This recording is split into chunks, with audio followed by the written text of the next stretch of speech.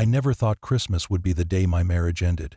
Not with shouting, not with a fight, not with a slammed door.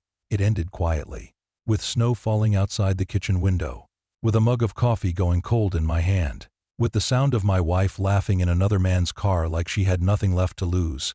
But I am getting ahead of myself. Let me start where all bad stories start. With a man who thought he had done everything right. My name is Daniel. I am 60. And for most of my adult life, I was a builder of stability. Not the flashy kind. Not the social media kind. The quiet kind. The kind that keeps lights on, keeps food in the fridge, keeps a roof over your family's head, and keeps panic away when life gets ugly. I met Sarah when she was 18 and I was 23. I still remember it clearly. I was working my first decent job. I had a used car that smelled faintly of old coffee and cheap air freshener. My life was simple, but it was mine. Sarah was bright and beautiful in a way that made people turn their heads, even back then. She had this nervous energy, like she was always about to laugh. She was 5 years younger than me, still figuring out who she wanted to be, still raw around the edges. I was steadier. I had already taken a few hits from life and learned to keep my feet under me. She told me I made her feel safe. I believe that was love. We moved fast. Too fast, maybe. Back then, you could still convince yourself that speed meant certainty. We got engaged young, married young, had kids before we had money. That part sounds reckless now, but it felt normal then. We built a life anyway. 2 children. A modest house that became a nicer house. 2 cars. Holidays when we could afford them. The dog when the kids begged enough. The routines that make a marriage feel like something solid. For decades, Sarah was the center of our home. She was the one who remembered birthdays. The one who made Christmas magic. The one who knew which teacher liked which gift card. The one who kept the emotional temperature in the house comfortable. And I did what I always did. I worked. I paid. I fixed. I planned. I protected. If Sarah was the heart, I was the skeleton. That is not romantic, but it is true.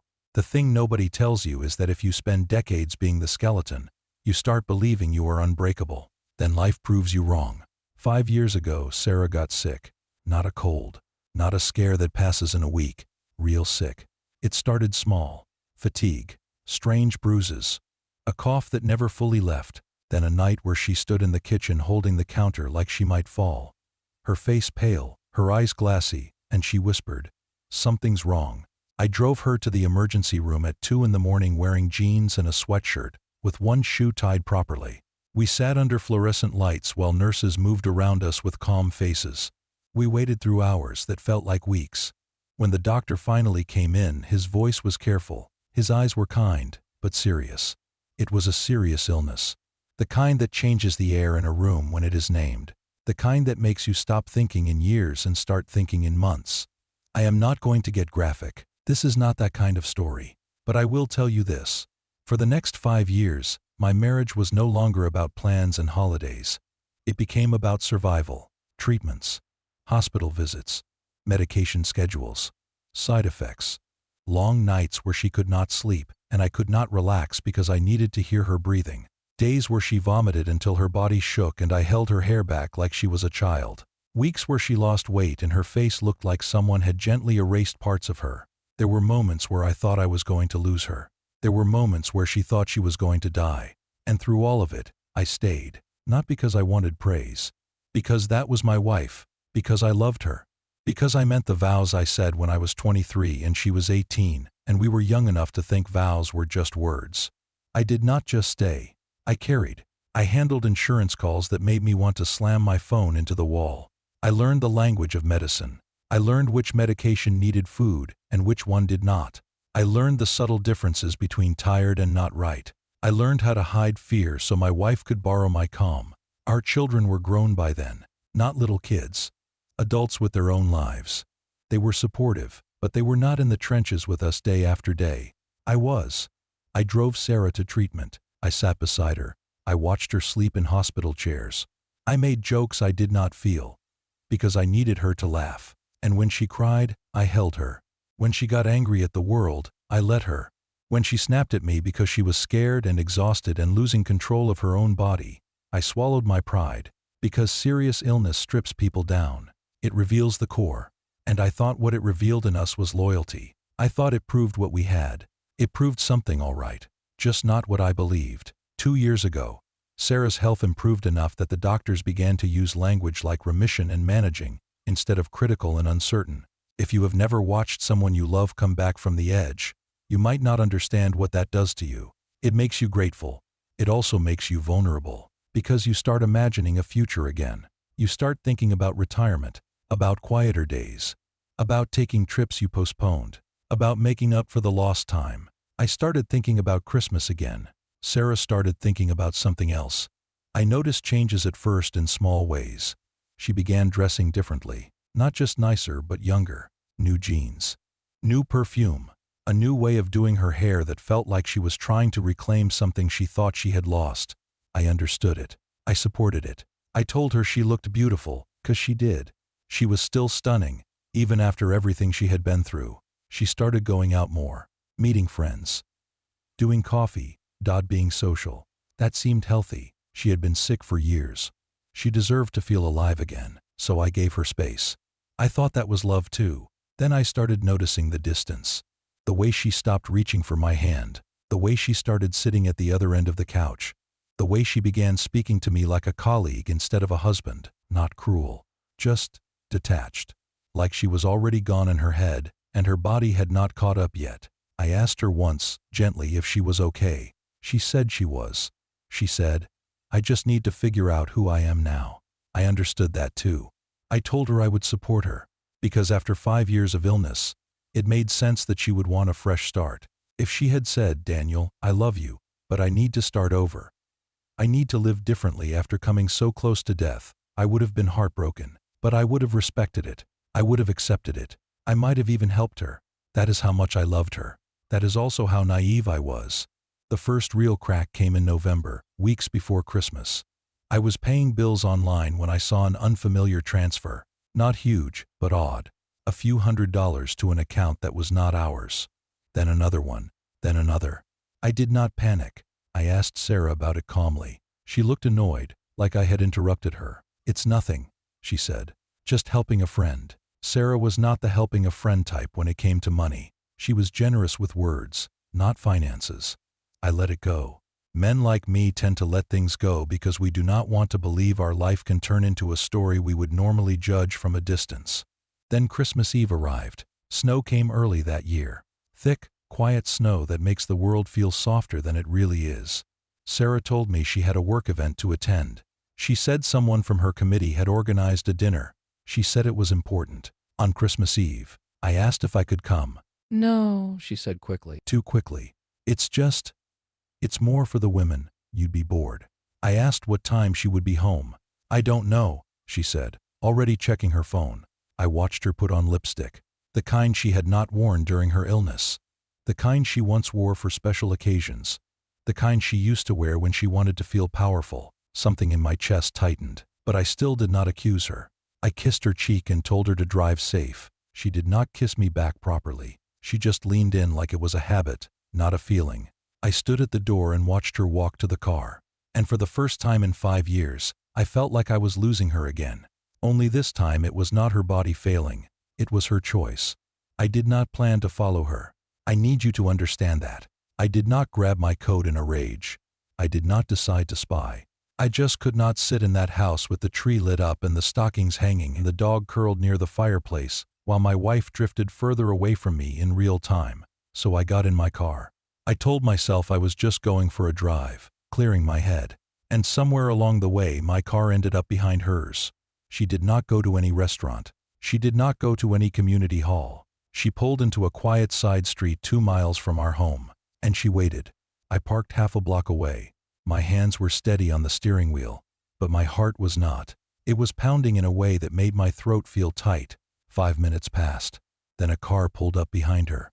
A newer car, clean, confident, the kind of car a man buys when he wants people to notice him. A man stepped out.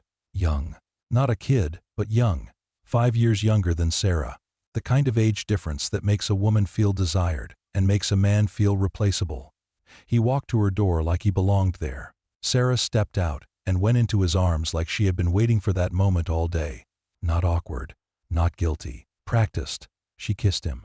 Not a mistake kiss. Not a drunk kiss. Not a kiss that could be explained away. A long kiss. The kind you do when you do not fear consequences. I felt something inside me collapse. Not a loud collapse.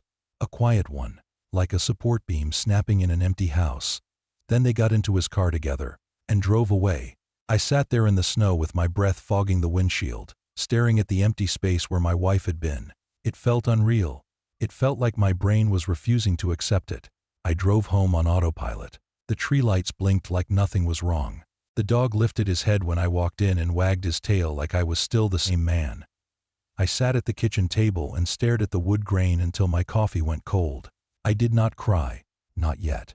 That night, Sarah came home at 2 in the morning smelling like someone else's cologne. She slipped into bed like she had not just destroyed everything. She did not wake me, but I was awake. Christmas morning arrived anyway. That is the cruel part. The world does not pause because your heart is cracking open. Snow outside. Sun through the curtains. The same familiar rituals. Sarah walked into the kitchen wearing soft pajamas and a smile that looked borrowed. "Merry Christmas," she said, handing me a mug of coffee like she had done every Christmas morning for 32 years. I looked at her and felt my stomach turn. I asked one question. "Who is he?" Her face changed. Not shock. Not confusion. Calculation. She sat down slowly like she had rehearsed this moment. "It's complicated," she said. That was when I knew there was no way back. Complicated is what people say when the truth makes them look ugly. She told me his name was Tyler. She told me it started as friendship. She told me she was not trying to hurt me. She told me she had felt trapped. Then she hit me with the line she must have practiced, because it slid out smooth. "Daniel, I almost died," she said. "I need to live now. I need to start over. I need to feel like myself again." I stared at her. If that had been the truth, I would have understood. If she had come to me and said, "I need a new life after coming close to death," it would have broken me, but I would have accepted it. Because I knew trauma changes people. Because I knew fear makes people desperate. Because I knew she might not be the same woman who was 18 when I met her. I could have forgiven her for wanting a different future. But then she kept talking, and something in her story did not fit. I asked how long it had been going on. She hesitated, then said, 8 months. 8 months. My mind did quick math. 8 months took us back into the period where she was still sick, still in treatments, still in the fog of medication. I asked quietly, was it before the illness got worse? She looked away. That silence was louder than any confession. I felt my chest tighten, because suddenly, a new possibility took shape, one that made my stomach twist. She did not just leave because she almost died. She might have already been leaving long before that. I swallowed hard and asked the next question. "Did you use our money?" She rolled her eyes, like I was being dramatic. "It's not like you'll miss it," she said. That sentence changed something in me. Not anger, clarity. That afternoon our daughter came over. We played the part. Smiles, food, presents. Sarah laughed louder than usual, like she was trying to convince herself she deserved joy. I sat through it like a man watching his own life through glass. That night, I moved into the spare room. Sarah did not protest. She was already gone. Over the next week I did not explode. I documented, because when you are a man like me, you do not win by shouting. You win by being right. I checked bank statements. I checked transfers. I checked emails that were still logged in because Sarah had grown careless. And I saw patterns. Restaurants. Weekend trips labeled as committee. Purchases that were not for our home. I found messages too. Nothing graphic. She was careful. But the tone was intimate. Familiar. The kind that doesn't happen overnight. The kind that happens when a relationship has roots. I still did not have the one thing I needed. Proof of timing. Because timing matters. Timing is the difference between being a victim and being a fool in court. Then, 3 days after New Year, it happened. I was at the grocery store picking up basics.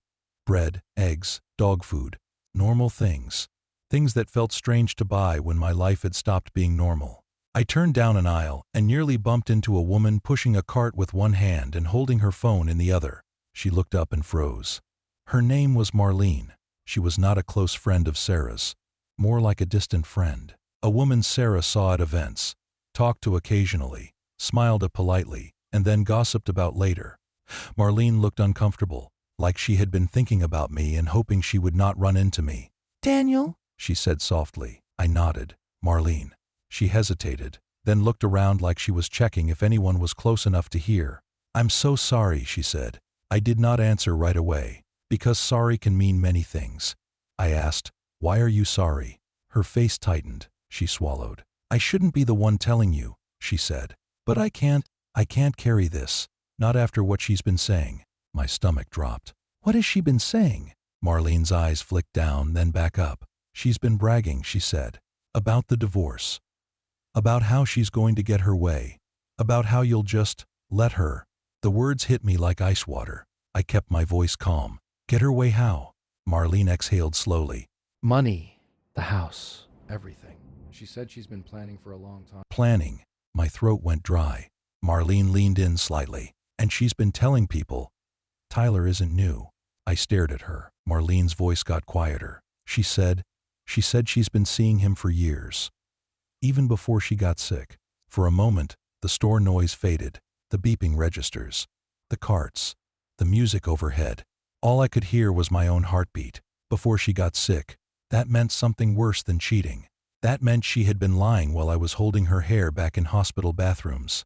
That meant she had been living a double life while I was sleeping in chairs beside her bed.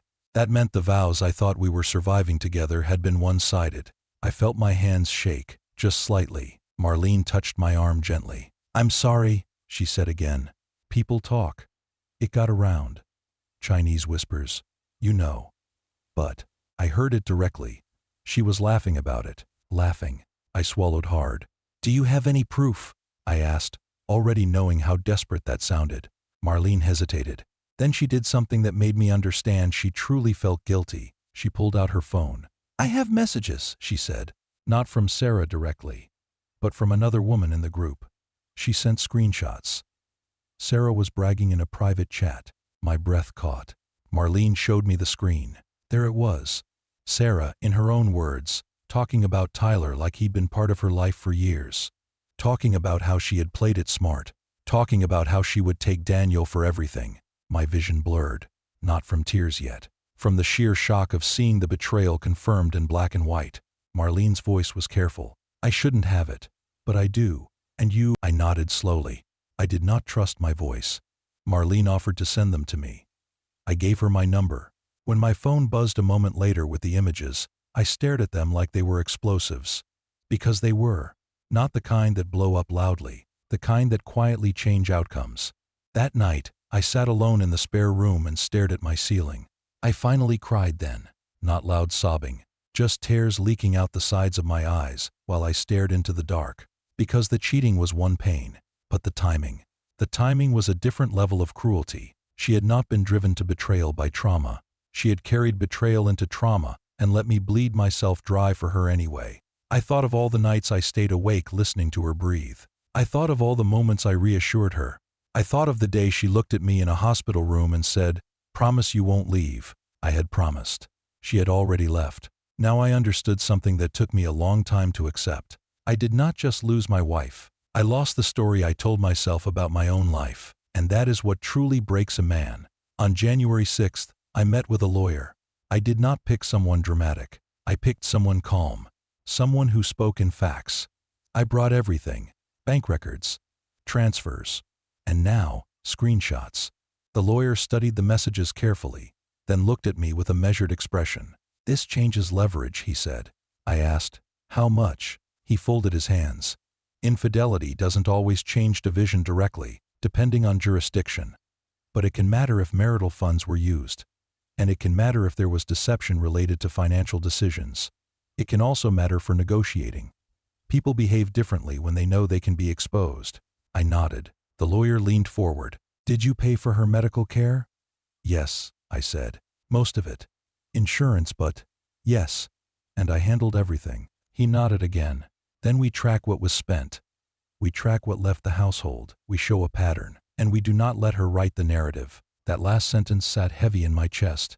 Because Sarah had been writing the narrative for a long time. A brave survivor who deserved to start over. A woman who nearly died and wanted to live. A man who should step aside quietly and fund her new life. I could have accepted the survivor narrative. I could have respected the desire to start over. But now I knew it was a mask. She was not escaping death. She was escaping accountability. And the part of me that had been loyal for decades finally became something else. Not cruel, not vindictive, just finished.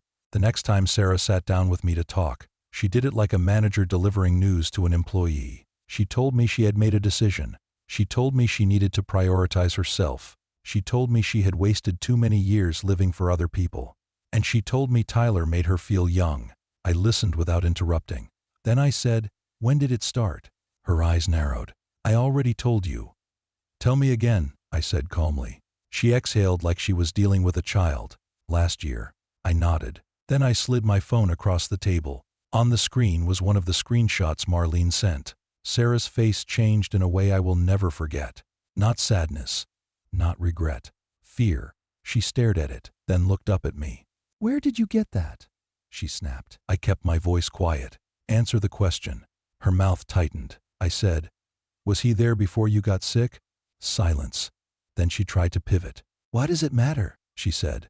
"It's over either way." It mattered because she had tried to use her illness as a moral shield. It mattered because she had used my compassion as a tool. It mattered because she had been bragging about taking everything. I looked her in the eye. "It matters," I said, "because I supported you through the worst 5 years of our lives, while you were already betraying me. And I'm not funding your next chapter." Sarah's face hardened. "You can't punish me for wanting to live," she said. That line might have worked if it had been true. I would have accepted it. That was the tragedy. If she had been honest. If she had come to me and said, "I want to start over," I would have been shattered, but decent. Instead, she lied. So I stopped being generous. Not in spirit, in settlement. The divorce process was not fast, but it was controlled. Sarah wanted to keep the house. I refused. Sarah wanted a large settlement. My lawyer presented evidence of marital funds used to support an affair. Sarah wanted sympathy. My lawyer presented timing. Sarah wanted to say she needed a fresh start after nearly dying. My lawyer asked why she was planning her fresh start before she got sick. And here is the part men need to understand. Court is not about pain. It is about paper. It is about credibility. It is about who can be proven truthful when the other person's story starts to wobble. Sarah's story wobbled. Then it collapsed. Because she could not explain the messages. She could not explain the transfers. She could not explain why she had been privately bragging about strategy while publicly performing tragedy. Tyler did not show up as a hero. He did not stand by her. When things got complicated, he stepped back. Because men like Tyler do not want a woman with consequences. They want a woman with excitement. Sarah started panicking. She called me late one night, crying. Not because she missed me, because she was scared. "Daniel," she whispered, "please. You don't have to do this." I sat on the edge of the bed in the spare room holding the phone, feeling the weight of 32 years on my shoulders. "I didn't have to do anything," I said quietly. "You did," she sobbed. "I was afraid," she said. "After I got sick. I felt like I had no time left." I closed my eyes. There was a version of this where I would have softened. A version where I would have said, "I understand." A version where I would have carried her again. But then I remembered the screenshots. The bragging, the laughter, the planning. And something inside me stayed firm. "You were seeing him before you got sick," I said. Her crying stopped for a second. Then she tried to deny it. "I don't know what you think you saw," she said. "I saw enough," I replied. Then I said something that felt like ripping a bandage off my own heart. "I would have accepted you leaving after illness," I said.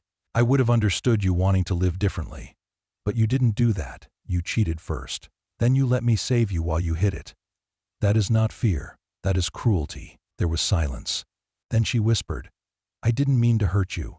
I almost laughed. Instead, I said, "You did." When the settlement finally landed, Sarah got less than she expected. Not nothing. Courts do not care about feelings enough for that. But she did not get her way. She did not get to take the house and the narrative. We sold the house. I downsized by choice. She downsized by necessity. I moved into a smaller place with fewer rooms and less history clinging to the walls. I thought I would feel hollow. I did, at first. But there was also relief, because every corner of that old house held memories. Some good, some painful. And now, all of them felt contaminated. Sarah tried to keep our friends. Some stayed with her. Some drifted away when they learned the truth. Not because they took my side, but because people do not like being fooled. The friend circle split quietly. No dramatic confrontations. Just invitations that stopped coming. Messages that went unanswered. A slow social correction. That kind of consequence hurts more than arguing. And Sarah hated it. I heard through our daughter that Sarah blamed me for turning people against her. I did not correct that. Let her tell herself whatever she needed. I was done.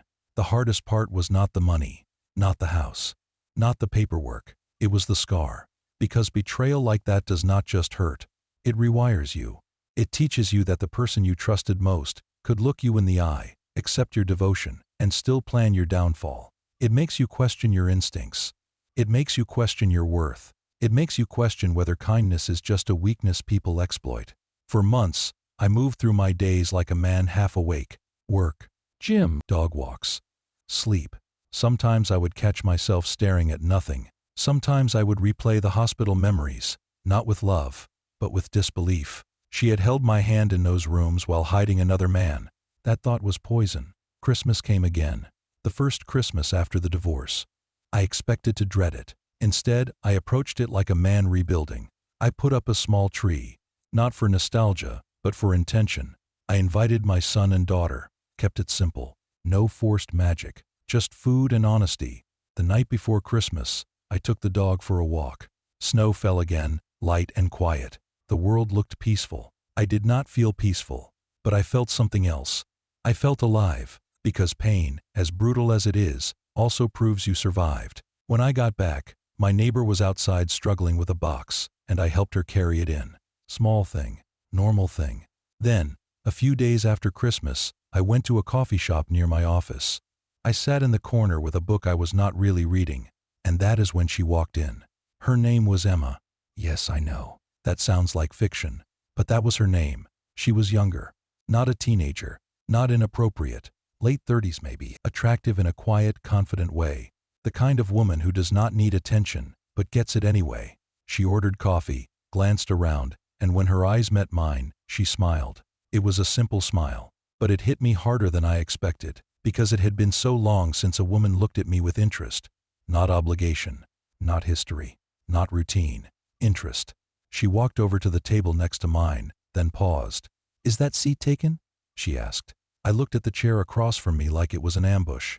"No," I said. She sat down with her coffee like this was normal. "I see you in here sometimes," she said.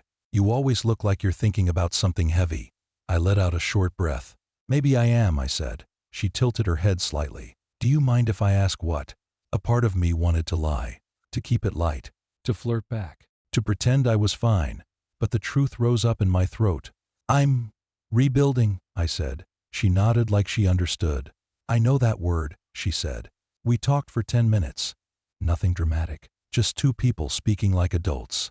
She told me she was divorced too, that she had moved to the area recently, that she liked the coffee shop because it felt calm. Then she looked at me and said something that made my chest tighten again.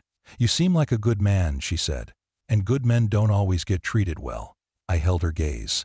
In the past, a compliment like that would have made me wave it off. Now it made me feel exposed. I swallowed and said, "I don't know if I'm ready for anything." Emma smiled. "I didn't ask you for anything." Then she slid a napkin across the table with a number written on it. "If you ever want to talk," she said, "or walk, or just sit somewhere without pretending you're fine, call me." I stared at the napkin. My hand did not move. Not because I didn't want it, because I did. But wanting is not the same as being healed. Emma stood up. "Merry late Christmas," she said softly, and walked out. I sat there for a long time after she left, holding that napkin like it weighed 100 pounds. Because that was the moment I realized something important. Sarah had betrayed me, but she had not ended me. She had scarred me, deeply. And scars do not disappear, but scars also mean the wound closed. And if the wound closed, maybe, eventually I could live again. Not the way I lived before, not blindly, not with my heart on the table for someone to cut, but carefully, with boundaries, with wisdom, with a quieter kind of hope. I went home that day and put the napkin in a drawer, not as a promise, as a reminder that life after betrayal exists, even if it takes time to believe it. A few months later, I heard Sarah had moved again. Tyler was gone. Of course he was. Once the fantasy got expensive, he disappeared. I did not feel satisfaction. I felt nothing, and that is how I knew I was free. Because the opposite of love is not hate, it is indifference. Last week my daughter called me and said, Dad, you sound lighter. I thought about that. About the man I was when Sarah first got sick. The man who believed loyalty was enough. The man who thought being good guaranteed being safe. That man is gone now. I miss him sometimes. But I also respect the man who replaced him. Because this man knows the difference between love and convenience. This man knows that quiet does not mean weak. This man knows that if someone tries to write your ending for you, you can pick up the pen. My name is Daniel. And this was my story. If you enjoyed this story, please be sure to like, share, and subscribe.